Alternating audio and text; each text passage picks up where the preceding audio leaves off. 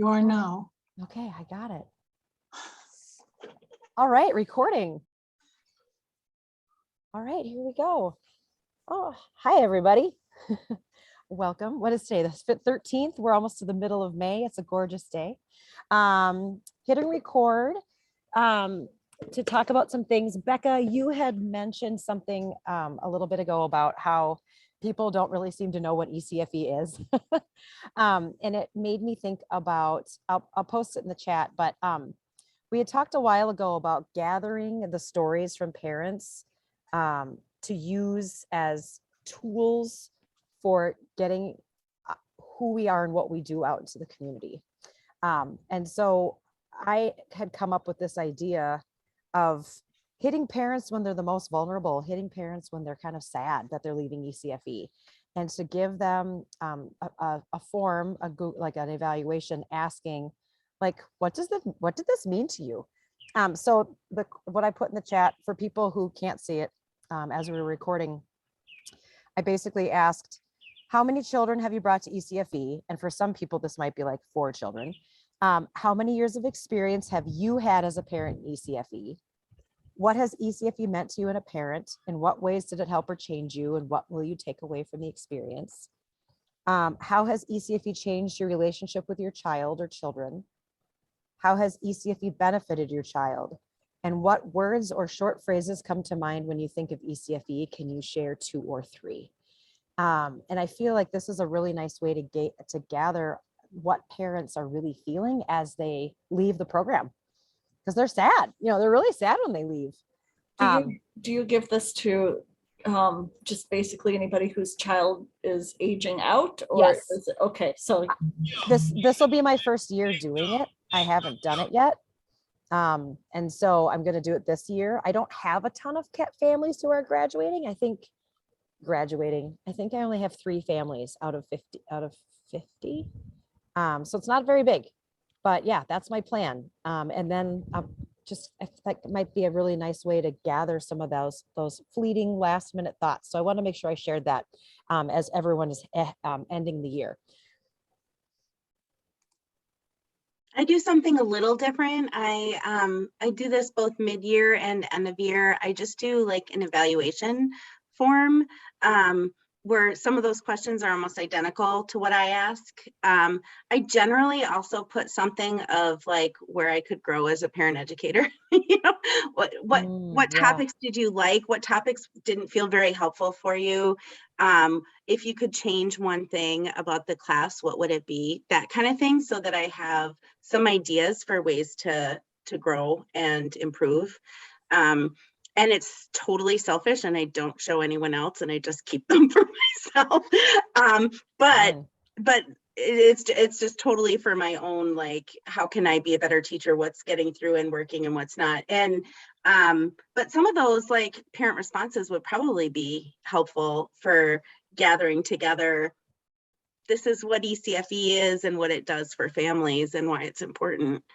Well, and I do my other evaluation that I give at the end of a session. I give something very similar to all the families, but this one's a little different in terms that it's getting all of their gathering thoughts. So I could take a quote and be like, I've come to ECFE for 10 years with my 3 kids and XYZ. You know what I mean? You don't just get the thoughts of a parent from the last 6 months. You get their thoughts over the span of years. So I don't always know who those parents are going to be, though, like to who to give it to, because sometimes parents aren't sure until July or August if they're going to do ECFE again, or if they're just going to do preschool instead. When you've got those 4-year-olds or even sometimes 3-year-olds, sometimes they come back and sometimes they don't. Oh, so if these are going to my families where kids are going to kindergarten, like I know for sure they are done with ECFE forever, done. So this is going to families that I know are not returning. And I ask families straight out, I'm like, are you coming back in the fall? So I want to know. And it also helps me plan it, like, okay, we're going to have, like, we have a ton of toddlers right now. We're going to need a lot of multi-age classes, and we don't have very many babies right now, which means I don't think we're going to have a ton of toddler. You know what I mean? So it kind of helps me get the math straight in my head for what we may or may not need. So Another advantage to being small, Ellen. I just want to point that out to you. That is true. Yep. Because we have no way of knowing any no. of that. No, you don't. Yep, for sure. That's awesome. Will you And be, share what? and be the only parent educator, because like I might have someone in my class who is going to do ECFE again next year, but I won't end up having them in one of my classes because Right. we're both very part-time, but we're Yeah. sharing it among 2 teachers. So That's true. Yeah. So there you go. So hard to know. But if you know families are going to kindergarten, Yep. might be worth getting their final thoughts.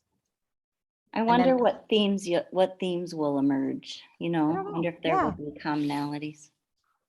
Yeah. And that the 2 to 3 words or phrases, I want to put that in a word cloud. Oh, fun. I know from my evaluations that I've done over the last few years, like the main common theme is I'm not alone. Like that's something almost every eval says as their biggest value and takeaway is I'm not in this by myself. Other people are going through the same thing.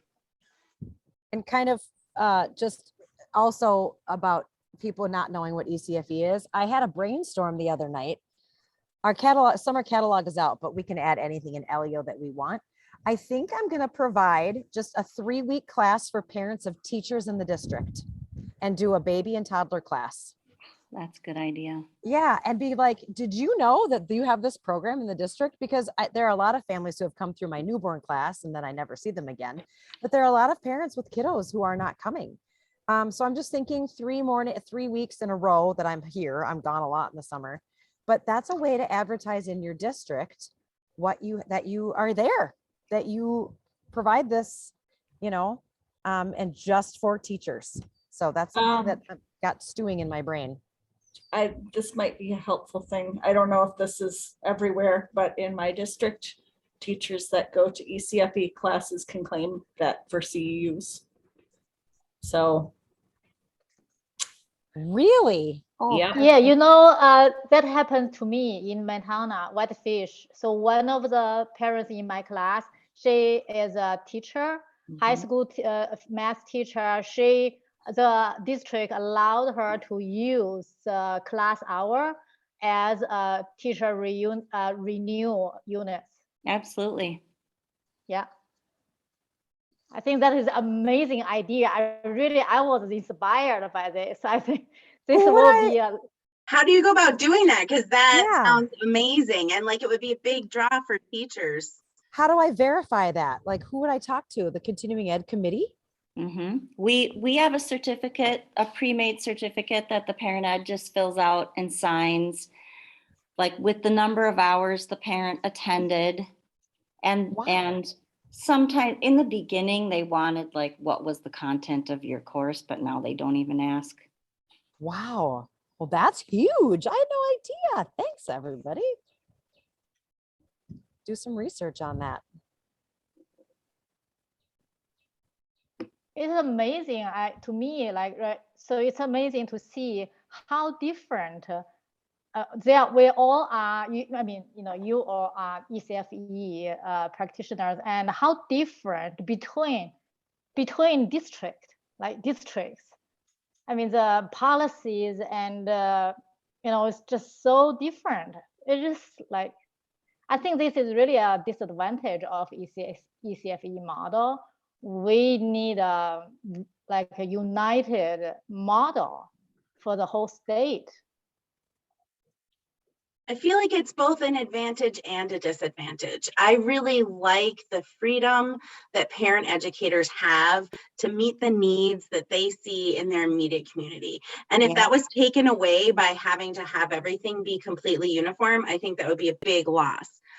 But on an administrative level, things like, I don't know, like I definitely think we could be benefited by having more unification and a more consistent message to the public of what is ECFE, and for instance, all teachers to be on teacher contracts would be amazing, like as just a baseline.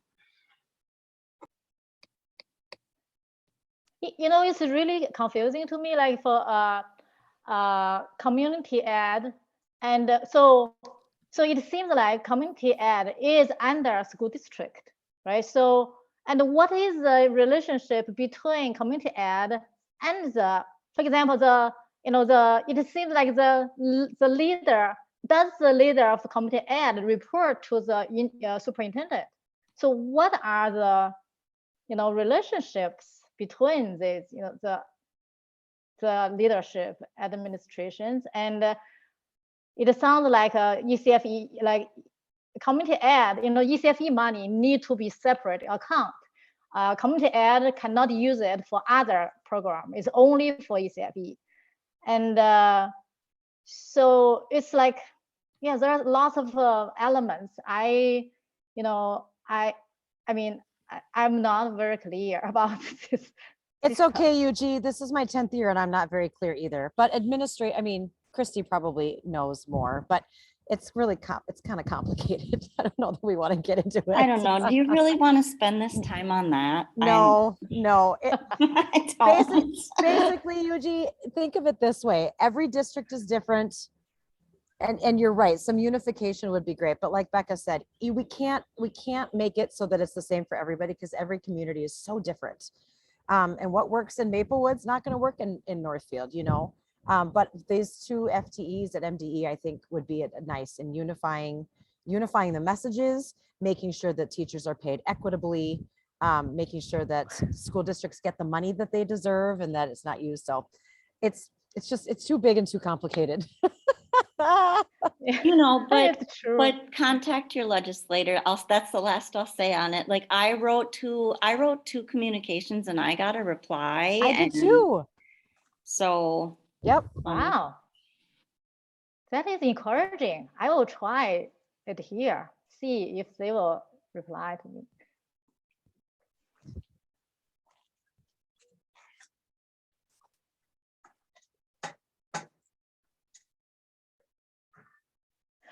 So I do have talking about the final, like the end of school year. I do have a question for you. Is what do you talk in the final session of the class with the parents? What do what are the topics you will involve? I always like to end on a high note. I've been creating a summer list of things to do in town, things to do a little bit out of town, places to go up in the cities, day trips. And I add to it every year. And I think it's 4 pages, single space now of things to do and places to go. Yeah. And parents love it.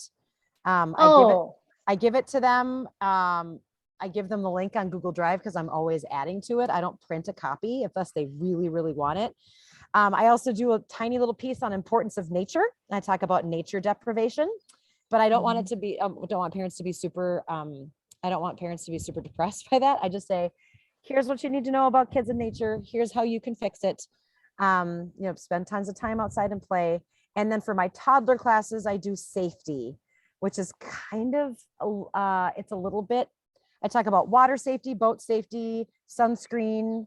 Now that they're toddling, talking about, fire pits and things like that, just reminding families that last year they had a baby who would sit in one place. And this year they have a toddler who gets into dangerous situations really fast. So I just give them a list of like the top 10 things to think about with your toddler in the summer.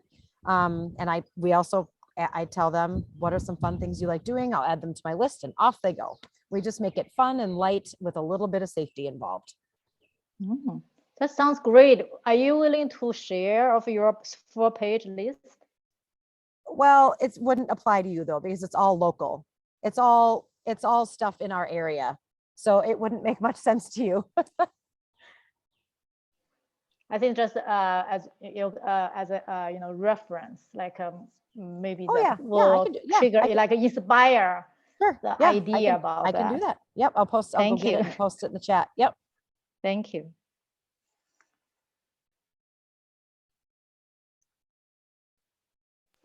I was planning something similar. Next week is actually my last week. And I wanted my last 2 weeks to be a little bit lighter after having some heavier, more challenging topics in the last month. And so this week was all about the importance of play, and we actually made Play-Doh during Parent Ed for them to take home. And next week, I told everybody we're not really having a topic next week. That I'll have like this evaluation form that I'm hoping that they will spend some time to fill out.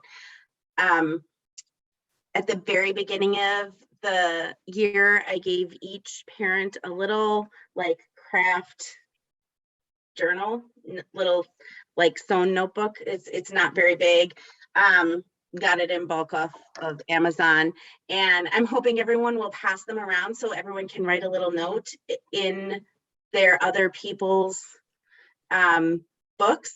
So a note of parent encouragement, like I've seen this in you this year, or that kind of thing. I don't know how deep they'll actually get, but I thought that would be cool. And if they want to, their contact information, because I really want to encourage friendships to continue over the summer. And then just I don't have a fantastic 4-page reference, but just for families to talk about what in each class, like what are their favorite things to do out and about over the summer. And that's it. Like no content that I'm giving them, really just sharing and celebrating the end of a year together. Mine's very similar. I'm doing kind of a combination of fun and safety for summer. We are also doing parent-child time outside, weather permitting, and I think that'll just take a little bit more time, even just getting back inside and all that kind of stuff. And we have evaluation. So I'm not, my topic is not really that important for the last day. And next week is my last week too. So yay.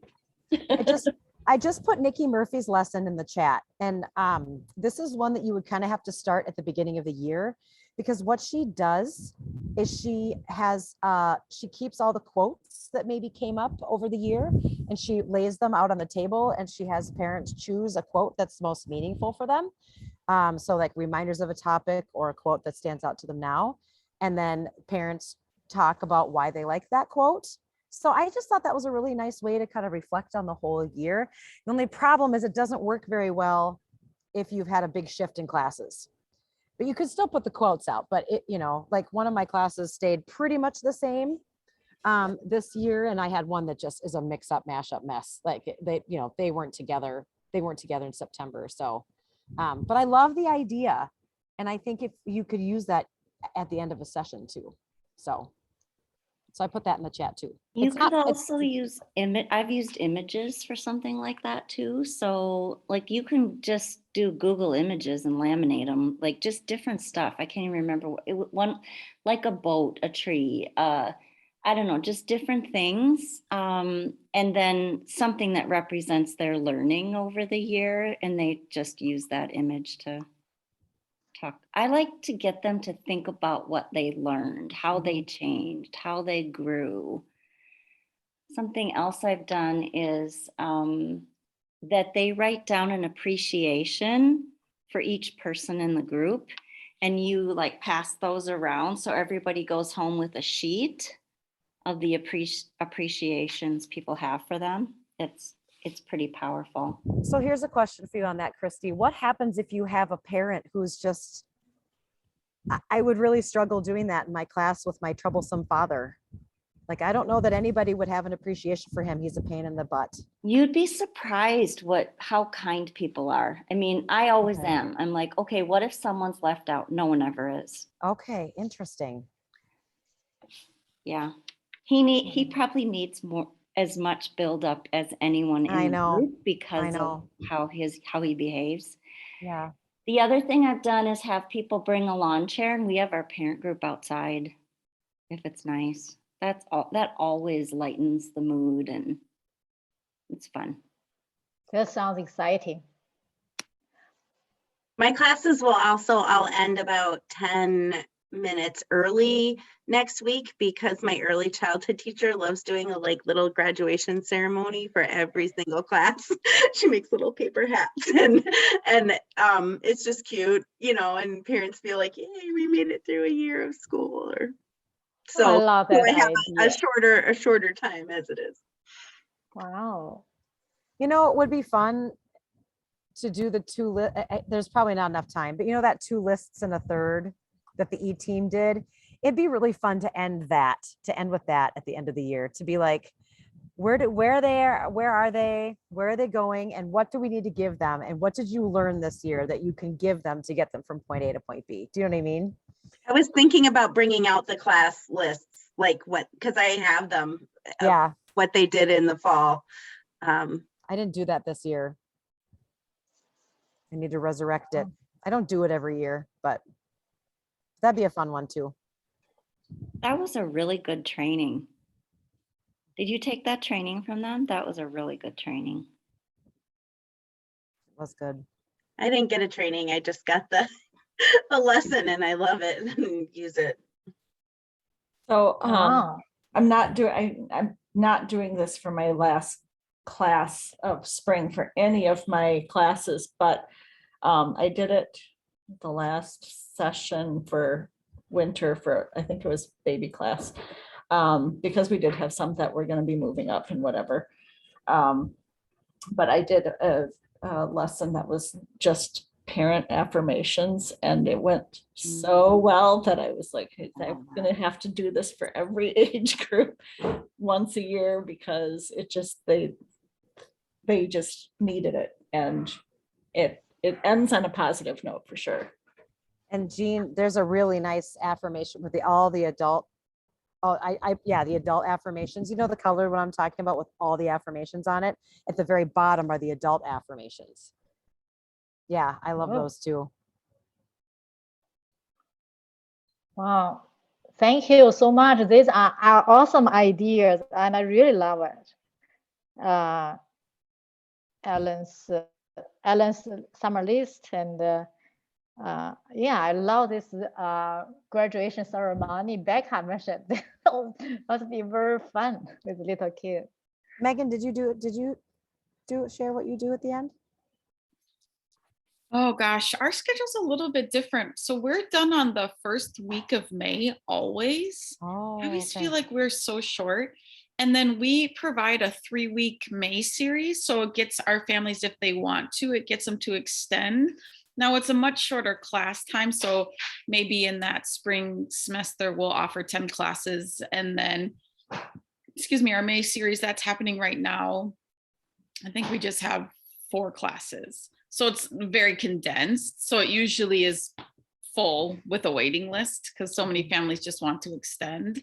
But I do similar to what you all do at the end. We always talk about summer, what they're going to do. I always give them time to figure out if they want to meet together in the summer so they can contact each other's, or they can gather each other's contact information, and then they can make a plan right there all together. I try to provide that time for them, because I'm not sure if that would get done outside. So I always try to give them that time. And then for our smaller children, I have a list too of summer activities that families can just take on a piece of paper, or they can cut up. They can cut each little strip up, and then I provide envelopes with stickers and fun things on them. And then every day their child can take out one of the things. You know, it's simple stuff: blowing bubbles, doing chalk, washing a baby, washing their play trucks. You know, those kind of just fun, simple things. And that is usually a big hit. I do for my 2s and 3s classes, when we start the semester, I always do like a little fold over name tag that I keep every week, and then they put it in front of them because I have a hard time remembering names. And plus it's nice to reference back on their children and ages. But I always do, I put a star on the back of it, kind of a bigger star. And I always, in the start of the semester, I do like a hope and a hooray. And so at the end of the semester, we go back through their hopes and hoorays. And usually their hopes have been accomplished for their child, and it's for their child. What is your hope for your child? What is your hooray for your child?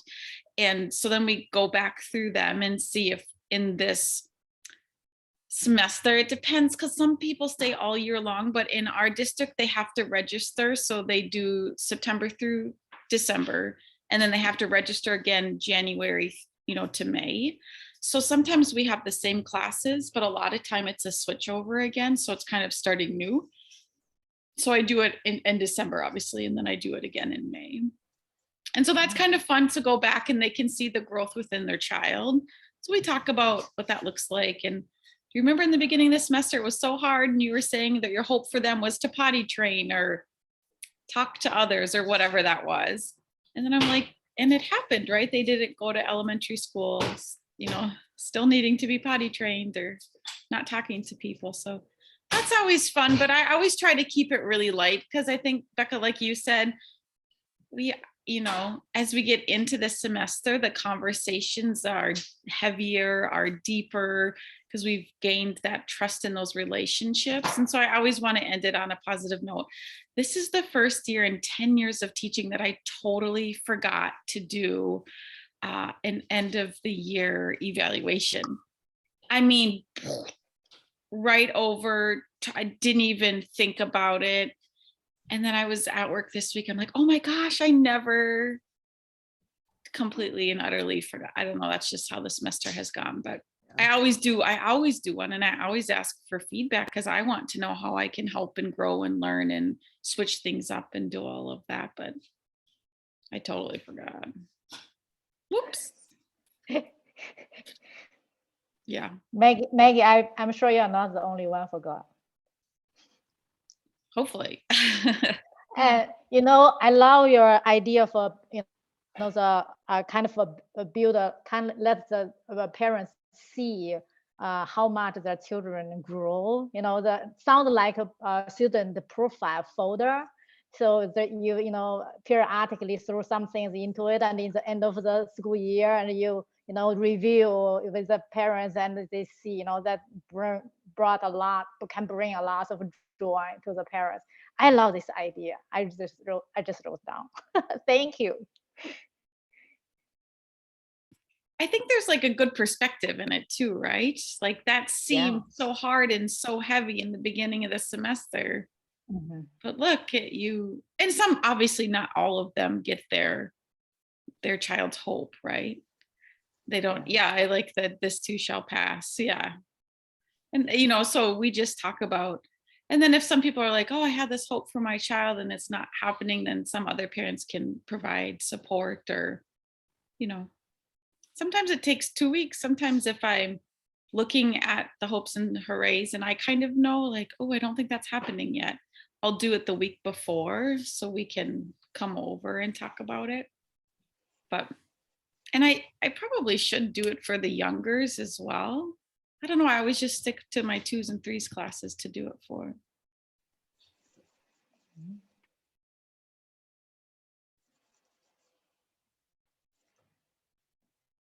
Thank you so much. Wow. So Mary Kay, do you have some suggestions? And you are the only one didn't talk for end of the year yet. Yeah. I try to do an eval every end of the year, and I try to do it when I have the parents in class. I have, especially during the pandemic and some time after, I sent one by email and got nothing back. I mean, like 9 families in a class and 0. So that wasn't particularly helpful. I did do one of the nights I was being, for ProPay, being observed, teaching. For one of those nights, I sent a 3-question exit interview right after the class, and we were online. And I asked, it was a dad's class in the evening, and I asked them, would you just take 5 minutes and respond to me on this? And I got the best kind of, feedback that I'd had for a long time. So I think giving something short that they don't have to do too much thinking about. But I had a grandpa in class a few weeks ago because dad had knee surgery, and Grandpa came and, he essentially knew nothing about ECFE except that his grandchild really wanted to be there and his son really wanted him to bring him. And so he came and he's a realtor. So his connection with education wasn't the same, but he was someone who valued education, of course. And he told me on the way out the door back down to the children's room how much he had learned that night. And that was really fun to hear. But more of the things tend to be spontaneous rather than planned. But I do try and do a planned written eval every year. And I try and do it in class and give them like 10 minutes at the end of class so that they can, so I'm not asking them to do it out of their own time, but to do it out of class time. We really encourage people to sign up for our summer programming. We have summer programming that's pretty fun. Last year, we did a class called Park Tour, and we went to it was for 6 weeks, and we went to 6 different parks in the school district and did class there. And we had an 8:30 to 10:30 class and a 10:45 to 12:15 class and a 12:30 to 1:45 class, and all of them filled. The thing about being outside, I think the third one wasn't as full, but there were people in it every week, people who came every week. Just being outside was just a real gift to a lot of people, just being able to come somewhere and not have to wear a mask. We were very lucky. The only day it rained, we were at Destination All Play in Egan, and there was a pavilion that had a roof on it. And so we didn't get wet and we were able to move from place to place. So beautiful, Yugi. It's snowing outside. It It is. is snowing and Oh my. windy. Oh my God. And it's 76 degrees here. It was 83 yesterday. So that's so I really hope that we can engage some people for our summer classes. I love the idea of promoting them to teachers. I'm not sure how much trouble I would get in if I put it on an all staff email, but I might do that anyway and risk the trouble. Yeah, so I just think that sometimes we seem to, our building leadership team seems to decide that, like that class that went on Saturdays last year, we're not doing it this year because we want to make sure that all people